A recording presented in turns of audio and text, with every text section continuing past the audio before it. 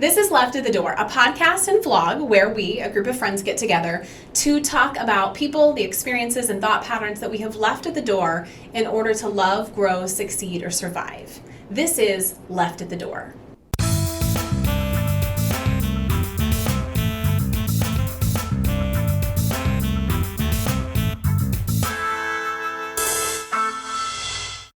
We're here today with Erica Carter, who is a friend of Cassie and I. She's a local photographer, and she's going to talk to us today about what she has left at the door. Erica, this is probably, I know there's a lot of things that circle through your head, but do you think that there's one thing that you're trying to leave at the door or that you feel like you have left at the door? One of the things that I'm trying to leave at the door, keyword there, trying, is control. So I have always been a control freak, and I'm doing better at living more intentionally and leaving control at the door and just making a better effort at being the best person that I can be by not trying to control so much and see how I can accomplish that. Mm-hmm. I think most people that know you would agree that you're a very positive person. You're always a light. Thank you. Mm-hmm. You're welcome. And so looking from the outside, it doesn't seem to us like this is something you struggle with. You seem like it's pretty natural for you to stay upbeat and live in the moment, and everything you share and say is always so inspirational, and you guys should be friends with her on Facebook. I know, it's true. nothing but Right. good stuff. It It is. really is. It's like your morning motivation. I always know that's going to be one of the first feeds that I see whenever I hop on. And I know they tell you when you first wake up, don't get on your phone, But we all do it. But we all do. And yours is always one of the first ones that pops up there. And it's always good. It is. It's quotes, it's thoughts, it's always so good glad. stuff. But so then with you leaving control at the door, is it because there was a singular moment or was there multiple moments? How did you get to this point? Great question. So, obviously with the pandemic and last year one of my best friends was diagnosed with breast cancer. And at our age, that's a really hard pill to swallow for not only me to watch a friend go through that, but to kind of wrap your brain around that could be any of us. Mm-hmm. And then, the pandemic changes everything for everybody. And we've all struggled with how to cope with losing family members or changing how your work goes. And as a photographer, I lost a lot of work last year and wasn't able to, connect with my clients or have photo shoots that we had looked forward to. And I learned that if I leave control a little bit to the side, that it doesn't consume me as much. And so I'm able to focus on other things, in all honesty. My brother's been really sick for the past 6 months. And then also one of my best friends, her mom just got diagnosed with cancer. So I've struggled a lot with not being able to fix things for people. And I've always been a fixer. Always.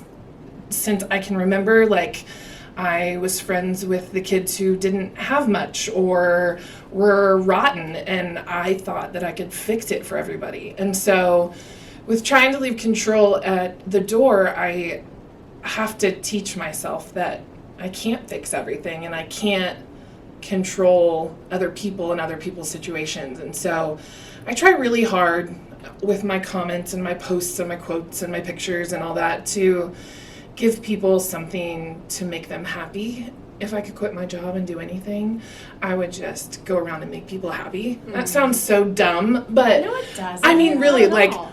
my favorite thing to do, and this is dumb, is at McDonald's when I'm in front of somebody and somebody pulls in and you can either tell they're in a hurry or don't want to be there, and I'll buy their dinner or their breakfast or whatever it is. And not only do I hope that it starts their day better, but it always starts my day better.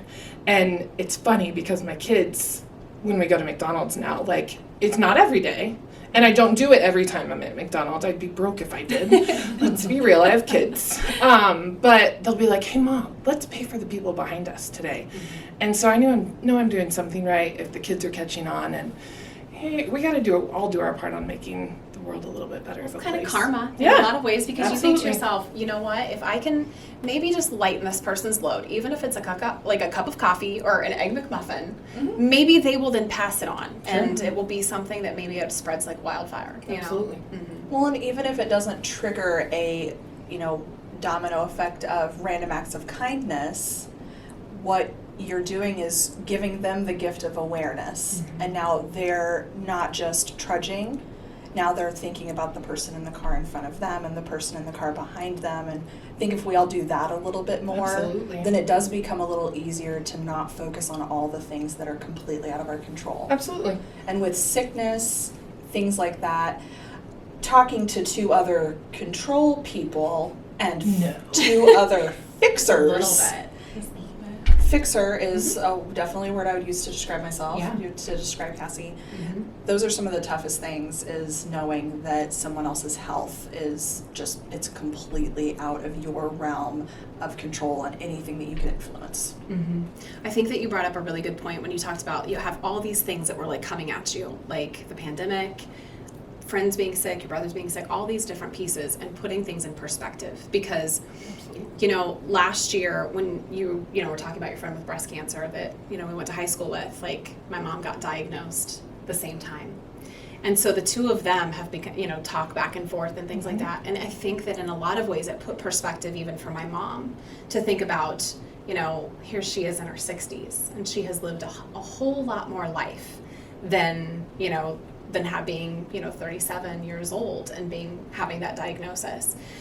But ultimately, when we think about all of that, it's like the serenity prayer. I feel like in a lot of ways, it's like accepting these things that we can't change. And that is not easy at all. It doesn't matter what your personality type is. Like, to just be able to be like, this is out of my hands. That's got to be overwhelming.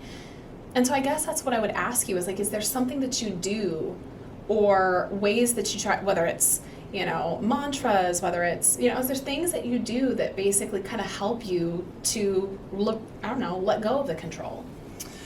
So whenever I'm looking typically for like a quote in the morning, sometimes it's for other people, but then there's sometimes it's for me. And like, you never know. It might be me, it might be for you, it might be for the next person, but I know if I need to hear it, somebody else needs to hear it. The other thing that we've done really good at this year so far, my family, is when I say that we're trying to live more intentionally, I like a great weekend where we lay on the couch and do nothing. But I also love a good weekend where you take a trip and you go visit friends that you haven't seen in 3 years. And we've done that a lot this year. Like every weekend we've done something. And if we can focus and spend our time on doing things that fill our cup, it takes away I don't know the word I'm looking for, but it takes away the cloud of all the things that you can't control and makes life seem a little bit less daunting, a little bit less consuming. Yeah, so absolutely. Yeah, we've done a lot more playing outside, seeing if we can cover the whole driveway in chalk. Boy. Made friends with some of the trees in the neighborhood. And it's stuff that we met our neighbors. None of that would have happened if it hadn't been for the pandemic. And I think when your world gets so small, you really start paying a lot more attention to what's in there. And you get rid of the stuff that you don't want around. Absolutely. And you get to be a lot more selective about what you're exposing yourself to. I agree completely. So you talked a little bit, Erica, about, you know, the photography side of things. And is that something because it started off as a passion, or did you know you wanted it for a career? How does that work, and how does it tie into like the self-help, I guess, in a way? Photography was my mom's passion. And when we were in high school, I know you guys will remember this, one of our classmates lost a brother. And his mom walked up to my mom at the visitation and said, if it weren't for your pictures, I wouldn't have anything left. And it was at that point that I knew she had impacted her, but so many other people. And I thought, I want to do that.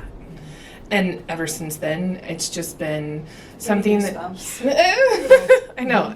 And it like I can capture moments for people that never go away. Like I don't have control over my friend getting cancer, or my best friend's mom having cancer, or my brother being sick, or we just lost Jay's uncle, all of these things. But if we can capture pictures and have those pictures long after all of these trials and tribulations are here, then we still have something to remember and something to grasp onto. So I work full time, so photography is more of a passion than it is a job. And so with that, I can pick and choose a little bit more of what I want to do and so being able to put beauty on paper and and capturing people in pictures and then giving people memories to keep forever it's just awesome. Yeah.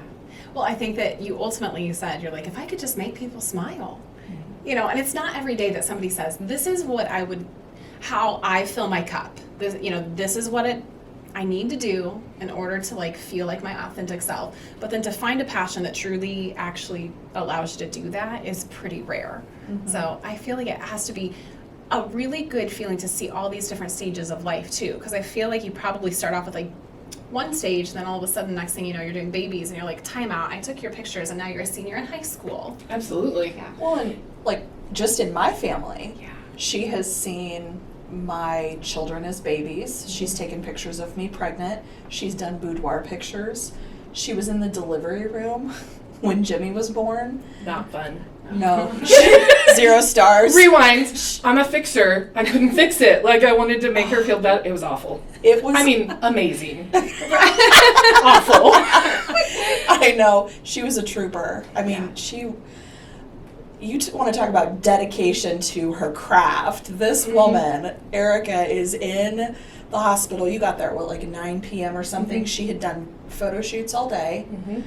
She drives to Decatur. I kind of remember this. She's wonderful. I texted her and I was like, oh my God, I'm in labor. She's like, oh, don't have the baby yet because I have to take all these pictures. I can't get there yet. Oh, I gotta take these pictures. And I was like, hey, still haven't had the baby. And she's like, great, I'm coming over. So she got there at like 9. Jimmy was born at 6:15 a.m. So she is right next to Dustin in those horrible hospital chairs while my epidural is in and out, and I'm just not a fan of pain. So it's the best version of yourself. Lots of screaming. Is what you're saying. Yes, me at peak performance. Mm-hmm. And then her she sitting here being like, "I want to make you smile," and you're like, "I just want to feel no pain." No, there fuck away from me, everyone. There was no smiles. There was no smiles. And then except for me. She takes these pictures of my beautiful new child and then goes to work. And be at work at 7:30. Yeah. Yeah. So, Erica, But that wasn't you being a martyr. No. That is who you are as a human being. We can all attest to this. Yeah. Yeah. We're lucky. We're lucky to still be friends with you after high school. It's pretty awesome. Yeah. See? So let me talk to you about the different types of photography you do. Because I want to talk about this because we bring things up on this podcast that sometimes are swept under the rug, that seem taboo, that are like, oh, we don't talk about that, or it's so against social norms. But Jess, you brought it up too about the boudoir pictures. Mm-hmm. And there's so many people that are like, nope. I would never do that. I couldn't do that. I'm modest. I'm sure you've heard it all. Oh, absolutely. Yeah. So, but how do you get that conversation started? When somebody does, and you start talking to them about it, how does it go, and how do you get them to the point that it's about trust ultimately? Absolutely. Yeah. Trust is a great word, but boudoir is awesome. Like, it's one of my favorites. You take a woman that, like, I can see their beauty, and I can see, and other people see it every day, but they don't see it in themselves. So you have to take that opportunity to show them what you see, and it's not, a lot of people think that boudoir is for a significant other, but in all honesty, for me, or for a lot of people that I've photographed, it's for making them feel beautiful and showing them how beautiful they are, and it just gives me the goosebumps just thinking about it. I can't, I really, when I say I want to make people happy, like, it's one of my favorite ways to make people happy and make them see how absolutely incredible and beautiful they really are. I mean, we're not perfect. Nobody's perfect. I'm not here to take a picture of you and then soften every little nook and cranny so that you don't look like yourself. No, I want to capture your beauty from the inside and the outside, and it's my favorite. I feel so lucky to have been there for so many of those moments where Erica turns the camera around to show someone a picture she just took, and you just see this brilliance wash over them. They're like, oh my God, that's me.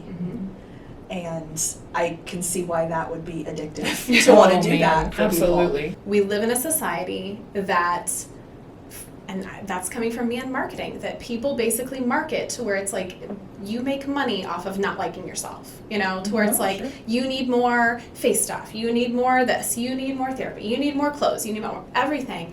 And it's, in a lot of ways, you're just kind of stripping everything down, literally and figuratively, to be like, who are you really? And can you get to that point to actually love yourself? And maybe it's not even love. Can you get to the point that you accept yourself? That this is where I'm at in this stage. And that is not an easy thing for people to do at all. There's something magical about watching a woman, specifically with boudoir, walk out with whatever she's going to be photographed in. She has a bathrobe over her. She's very much like shrinking into herself. And then by the time that shoot is over, she is marching around proudly in her birthday suit and is very comfortable with like, this is what my body looks like. Yeah. I took a selfie after I got my hair dyed blue, and I posted it on Facebook, and my sister who had done my hair messaged me and said, wow, it looks really good, you styled it really well. And she said, and I like that you can see the texture of your skin, because you look beautiful, but you don't look perfect. And someone else can look at that and say, wow, she has wrinkles, and you can see her pores, and her skin has texture, and she's beautiful. Absolutely. And you are definitely gifted at bringing that out and showcasing that for people. Another piece to this that Jesse brought up is that some people do it completely naked. Some people wear lingerie.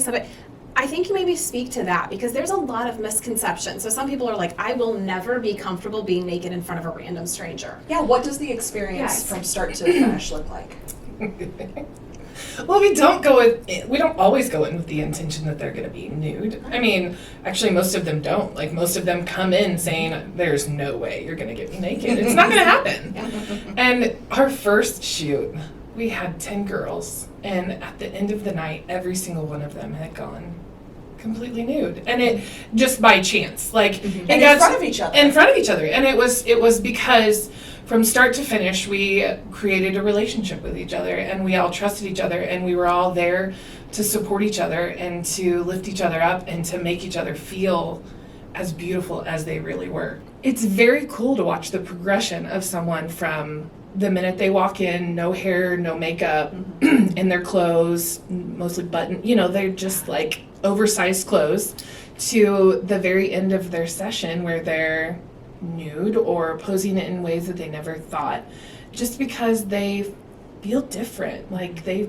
feel good, they feel beautiful. And I just can't, I mean, it's so neat to see that and watch these women change, like in just right in front of my eyes. And it's every stage. I think that's the other thing that we have to bring up, is that sometimes there's the misconception that it's like, oh, well, you only do that when you're like in your 20s, like, or you do that as like, and I know some people, there is so many different stories behind it. Like, some people do it for maybe their spouse, for a gift. So, but you are right. It's not just for somebody else.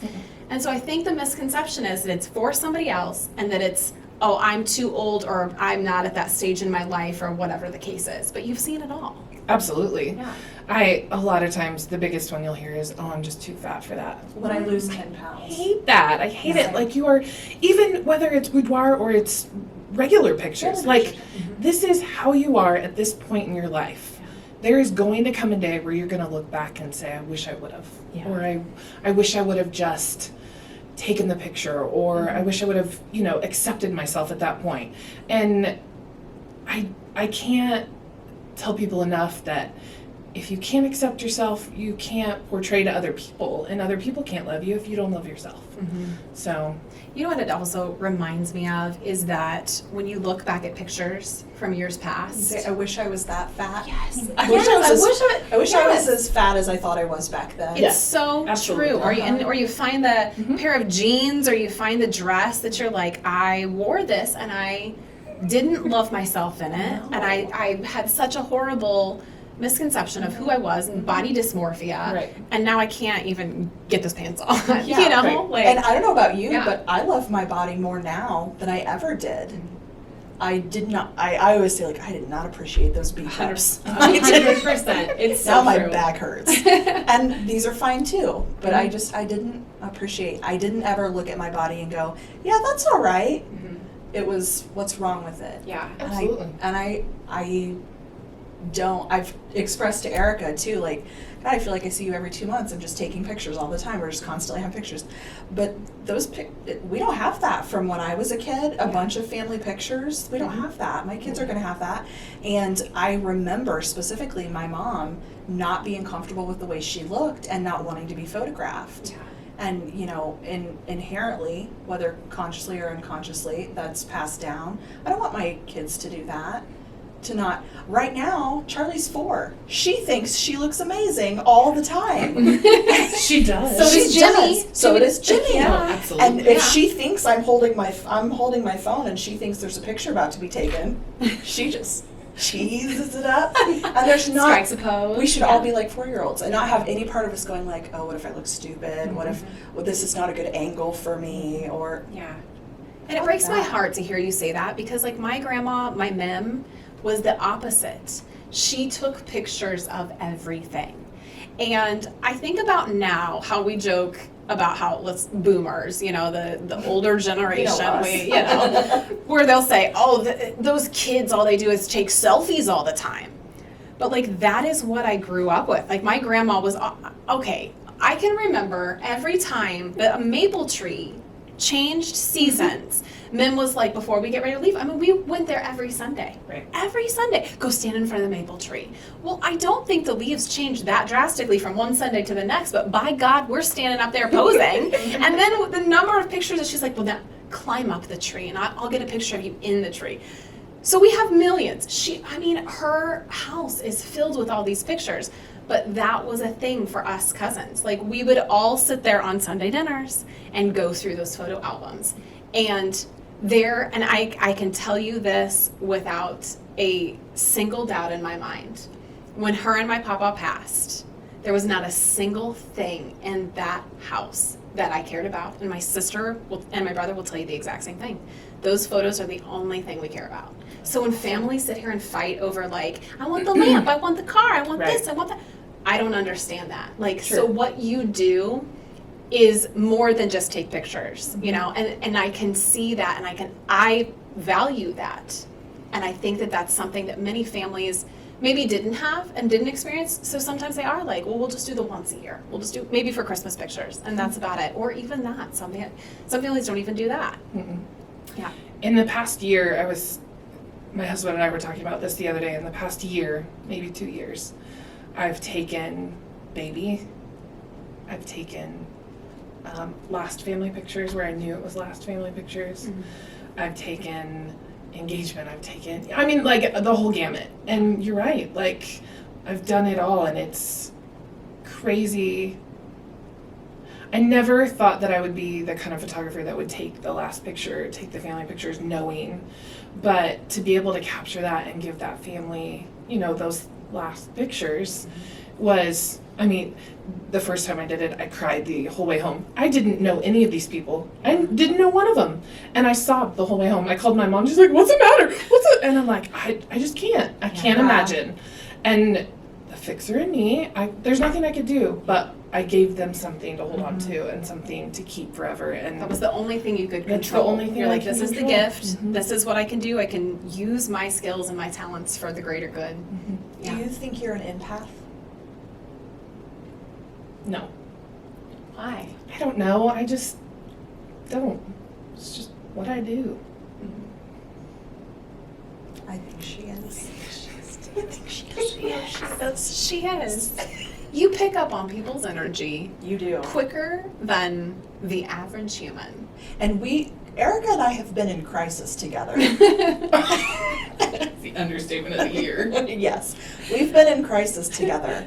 And she and I are very similar in like, well, this is the shit we're dealing with. We're just going to handle it. And she has a it's so nice to be in the trenches and have someone else who's like, similar. oh no, this is fine. Yeah. We're just going to make things happen. And it's good. But even if you're not an empath, people are like walking into the situation and she's going, oh no, this is the energy you get. We're going to do something different and it's going to be so fun. So good. I promise. Yeah. Oh, I hope. Well, and I do think that when it comes to those photo shoots of any kind, you can only control so much. think about the family pictures that we did that one Christmas, that it was like negative 20 degrees outside. And it was like, well, this is just, and I think Here we go. rained, here we go. Yeah. And I've, Or the boudoir in the rain. yeah, any normal person would have been like, nope, throw it in the towel. You're like, we're going to figure this all out. You ruined a camera that day. There, did we? did. Tell you what, it's living a yes life is great, but it's so much more fun when you have friends who also live a yes life. Absolutely. Really. Absolutely. Yeah, it really is. Okay, so viewers and listeners that are sitting here being like, nope, never would do a boudoir. Why do you feel like they should even just be open to the conversation? How much could it change their life? I don't think they understand how much it could change their life. I mean, you have women who beat themselves down every single day, and, well, like, let's just use me for an example. Like, am I a good mom? Am I a good wife? Miss Susie Homemaker is not my nickname. You know, there's so many things that I'm just not good at, and I'm not, and we beat ourselves up. I mean, like, it's just natural. It's natural to think that we're inferior in lots of situations. But if we give ourselves the opportunity to flourish and the opportunity to see ourselves in a different light or in someone else's eyes, I think that's the key, because you could talk to me all day long about how awesome you think I am or whatever, and I'll even be like, yeah, okay, she's on something real good. But I mean, until we can see it through somebody else's eyes, or, you know, it's hard to convince ourselves. So I think if you just give it a chance and come in with an open mind, that you'd be really surprised at the impact it could have on not only you, but your whole life, really. I think that, like so many other things that require vulnerability, the payoff is so big. But you have to be willing to walk in and be vulnerable. Yeah, absolutely. So let's talk about this, my experience with both of you from the boudoir side of things. Like, when you called and were like, we need you to do this, being a yes person, and especially I will be a yes person for both of you. Yeah. You know, like, I know that I'm in good hands. We're very persuasive. You are. And I just thought, knowing the situation, that there was other people that were involved, and I felt like when I came into it, knock on wood, thank goodness, like, I don't have a lot of body issues. You know, there's definitely I feel like I've gone to this stage and I'm at the age where I accept a lot of things. So control is one thing, but I agree. I'm kind of like, this is who I am, you know? And not that we all have been in that boat. It's not like, you know, there hasn't been times over the years that you're like, oh, Jesus. But it is what it is, you know? What is this role? What is this? And where did you come from? Yeah. When did you decide to show up? You know, this is great. When did I get my mom's knee? It's so true. Yeah. So we just think about all of these different things, and so many people just hate those parts of themselves to the point that it's life-changing, you know?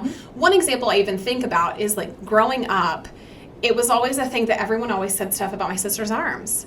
Jaylee's got nice arms. Jaylee's got the nicest arms. Jaylee's got the most muscular arms. Jaylee's arms are so nice. They're so muscular. Okay, and so in my head, I was like, shit, do I have ugly arms? Right. You know? Yeah, sure. And so there's just little things like that to become little voices in your head. And I feel like in a lot of ways, I show up to that event that I was like, I'm just here to be a cheerleader. Like, whatever you need me to do, I'll do it. I will do it, you know? Build up that portfolio and get these other people to kind of, like, Just open don't up. show my face. Yeah. Whatever you do. Whatever you do, not the face. And I had that same moment. Like, it's not that I didn't care what the photos looked like, but I didn't go into it with expectations. Correct. I didn't think to myself, like, oh, because I wasn't doing it for anybody. I wasn't doing it for a partner. I wasn't doing it for a spouse. Nobody. There was nobody. You're doing it for us. Really? Yes, You were. exactly. Yeah. Yes. And so I thought to myself, like, and I think I said that to you, like, I thought it was so funny seeing myself, and I was like, my God. Is that what my legs That's look what my like? legs look like. That's exactly what it was. Yeah. Erica I was remember taking, the picture. Yeah, Erica was taking pictures with her camera, and I snapped one on my phone. And I was like, can you just come over here and look at how hot you are for a second? She's like, are those my legs? Well, they're not fucking my legs. I know, and then I just joke, and I'm like, I think about that where people will say things like, oh, you got legs for days if I, like, am in a dress or something like that. I'm like, Do I? Thank Really? you. I mean, You I'm just not walk that on these tall. I things. just walk on them. I'm 5'7". It's not like I'm super tall. Yeah. But it is. You all of a sudden, it's like you said, Erica, you see a different side of you. And I was like, well, dang, I am kind of cute. That's kind of sexy. Yes, and so I just saw such a huge transformation at that event where all of these people are saying, not me, never me, will not, cannot, to the point that sometimes people make it to be almost a physical thing. Like they are so distraught about it that they physically are like, oh my God, I could be ill at the thought of doing something. But we saw so many different shapes, so many bodies, so Ages. many I think our ages. youngest was 22 Yes. being photographed, and then the oldest woman was in her 50s or 60s. Yes, exactly. Yeah. And every stage of life, married, not married, divorced, all these different stages. So I think that this is a really huge thing to think about, that there is so many reasons why people do it. And sometimes you don't know the reason until after it has happened. And that's Absolutely. where I was. Yeah. And so true with so many things in life. If you're open to the experience, you don't know what's going to come of it, and you might not know for a while, but you just have to be open to having it and then receiving whatever comes in after. And it's not always sexual. I think that was another thing, is that you No, pointed not at out. all. Exactly. That it's not, people just assume, I'm going to say it, like people just assume that it's porn. I think that's their vision. Like they Yeah. have no experience. They have no idea. And so then when you walk in and you realize that like somebody can feel sexy and comfortable in a satin robe. Somebody can be in a dress and feel sexy. Like there is so much depth to this Yeah. that it's not all nude and it's not at all the way people envision. It's that you are trying to make them feel like the best version of themselves. Absolutely. We saw after that first event that we did, the outdoor event, all 5 of those girls changed their profile pictures on Facebook to one of the shots that Erica had taken of just their head. That's not about sex. That's because they felt beautiful in that picture. So let me ask you this, Erica. You do this for other people. Like that is what you do. You make people smile. But at the end of the day, is there stuff that you are like, man, this is what really does it for me? Like, is there things that you still put into practice so that you can feel happy? Because Like self-care. self-care. What do you do for Yeah. self-care? Loaded question. Let's be real for a minute. Please. Like, I don't do self-care. Like, I don't, like, you sent me that thing that you wanted me to fill out, and I looked at it, and I'm like, favorite podcast? Well, obviously left at the door, this one. But I don't listen to podcasts. I don't read self-help books. I don't, because it overwhelms me, and it consumes me, and then my control freakness comes out. So I spend my time making everybody else's life better. And if I can do that, like the buying people's McDonald's, like they made my day better because I made their day better. You know what I mean? So like, that's just how I function. You're an It's active just- service type person. Like that's your love language. It Yeah. is. Yeah. So I don't know that that's a good answer. But No, it's everything. it's is a just good answer. reality. It's the honest truth. I mean, I joke about working. It's no different. I mean, I know that I'm helping other people when I'm doing it. So it's no different than that as well. You mentioned earlier some situations that you don't have control over, people's health and things like that. How do you stay connected to people in that situation without sort of losing yourself because it's against your nature, being someone who wants to fix and this not being a situation you can fix? To answer your question, bless my dear friend Jamie. Her mom just recently got diagnosed with cancer, and I have been all over her. Like day one, I was like, for the record, you're gonna have to say back off. Because I can't fix it. And so I just feel like, can I buy you lunch? Can I'm I? gonna smother you with love. I'm just smothered. Yeah. I'm surprised she's still breathing. So if I can't fix something, I find other ways to make it better. I mean, if you will. I can't make it better. There's nothing I can do to make it better, but I can try. Part of me feels like this is really good for viewers and listeners who are saying, I have all these things, these pieces in my life that I can't fix and that I can't control. And sometimes I think people just get real I don't know, down in the dumps, and it consumes them. And what you're really showing people is that there is a way out and around it. It doesn't go away. It's not going to fix things. But at least there's something to do to where you feel like you're trying to make it better. You can't fix it, but you're making it better. And maybe that is what people need, is that if you can't fix it, what can you do that isn't negative, that isn't sad, or that isn't bad? Is there something that can be done? You know? And sometimes you can't see the forest for the trees. I guarantee there's people that are listening that are like, I guess I didn't even think about that, you know? Because you're too close to the situation. Sure, absolutely. Yeah. And that probably makes a huge difference as well when it comes to helping somebody else, or even just having the conversation and saying, what can I help you with? What can I get? And usually we know that. People are going to say no. People are going to be like, I don't need anything. I'm good. I'm fine. But how many people turn you down when it comes to stuff like that? You know? They don't. If you buy them a cup of coffee, if you show up and you're like, let's go to lunch or whatever, it feels good. Everybody does. We need to take care of each other. I think we've learned that. I think the pandemic did a really good job at bringing that more to light for a lot of people. And maybe I'm just seeing that from my side of it. But like Kendry and I one night, I mean, with the pandemic and you're stuck in your house and like you go to work and you come home, like the kids don't get to see their friends and they don't, you know, they're doing school from home and it's bad. Like there's nothing good about it. And one night I got this wild hair and I said, it was like 10:30 at night. I go, Kendry, do you want to go chalk the school? Yeah, can we do that? I'm like, yeah, we can. So we get to the school and we're wearing like headlamps, you know, so that we don't get in trouble. And then the cop drives by and we get in trouble. But, you know, that's beside the point. So we're chalking by every entry door and we're writing big things. We miss you. We love you. Thank you. You rock. You're awesome. You know, all these things.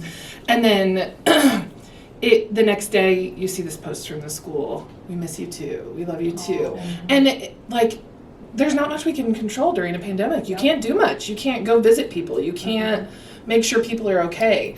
And so we found ways to make sure people were okay. Chalking, we did like pinwheels. We put pinwheels in people's yards with, you know, little sayings on it.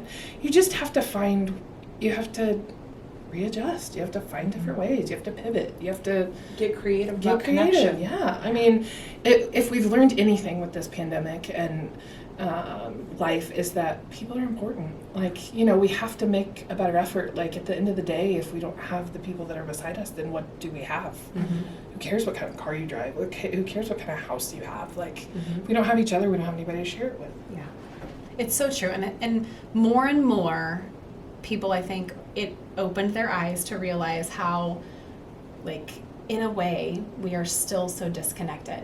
We can have phones, we can have all of the technology in the world, but so many people are so disconnected from friends, family, coworkers, and that was a huge eye-opener. Absolutely. You know, I agree completely. People that you just, I don't know, I guess in a way, it is too bad that it took something like that, or that it does take somebody hitting rock bottom, or something like a life-altering, you know, medical disease or illness to really change things up. But sometimes I guess it gives us the opportunity to see the good in it as well.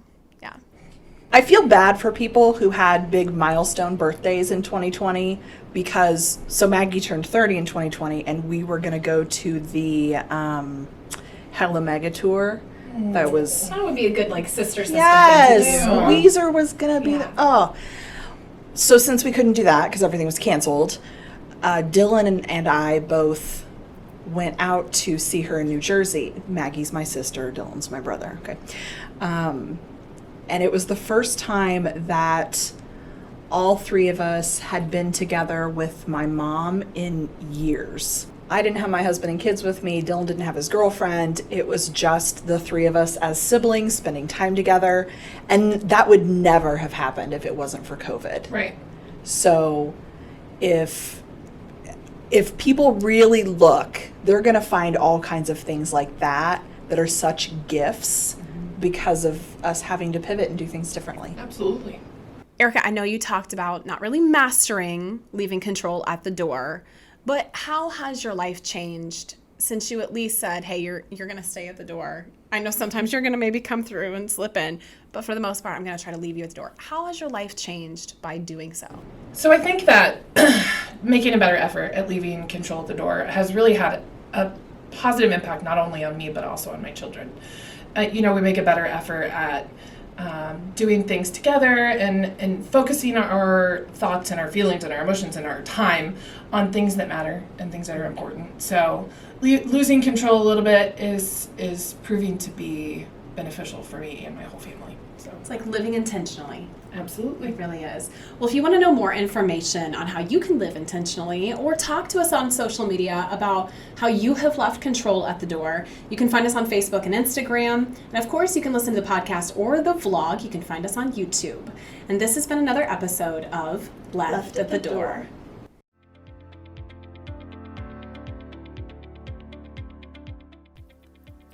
Left at the Door wants to thank Main Place Real Estate. This episode was recorded in their gorgeous new office space that's located on the 7th floor at 101 South Main Street in downtown Decatur, Illinois. Main Place Real Estate and its team of brokers exists to help people through the complex, emotional, and financially challenging real estate transactions. They're a team of professionals that understand the knowledge and the passion and the experience to make real estate transactions an incredibly easy experience for all of their clients. They have access to really important data, and then they understand that data and use it to serve the unique best interests of both buyers and sellers. They are a team of brokers that have served Central Illinois market, including Decatur, Forsyth, Mount Zion, and surrounding Macon County areas. When it comes to real estate, the best choice, it's Main Place Real Estate. They're available to help you find your place.